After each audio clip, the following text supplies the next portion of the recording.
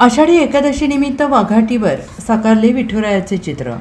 सांगलीच्या कासेगाव येथील कलाशिक्षक अरविंद कोळी यांची अनोखी कलाकृती.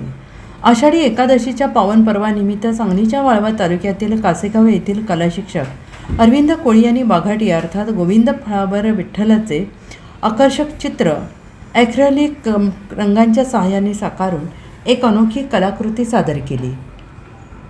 आषाढी एकादशी हा सर्व वारकरी संप्रदायाचा सर्वात महत्त्वाचा भक्तिमय उत्सव मानला जातो आणि या दिवशी लाखो वारकरी पंढरपूर येथे विठ्ठल रुक्मिणीच्या दर्शनासाठी येत असतात.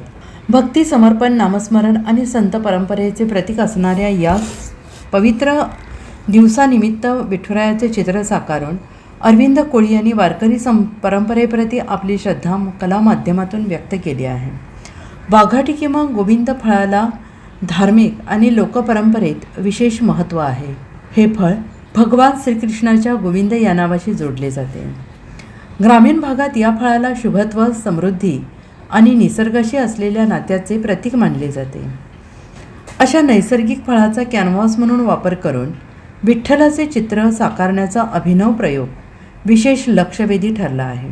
यापूर्वी कलाशिक्षक अरविंद कोळी यांनी तुळशीच्या मणींवर तसेच तुळशीच्या पानावर विठ्ठलाचे सूक्ष्म चित्र रेखाटून कला रसिकांचे लक्ष वेधले होते.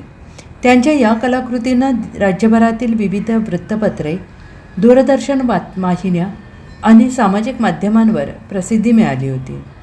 त्याच परंपरेतील ही नवीन कलाकृती ही भक्ती, निसर्ग आणि भारतीय संस्कृतीचा सुंदर संगम घडवणारी ठरते आहे. सातत्यानं सामाजिक, सांस्कृतिक आणि धार्मिक विषयांवर नाविन्यपूर्ण कलाकृती साकारणारे कलाशिक्षक अरविंद कोळी यांच्या या कलाकृतीचे वारकरी, कला रसिक आणि नागरिकांकडून कौतुक होत आहे. Bureau report, SBN Marathi, Pandharpur.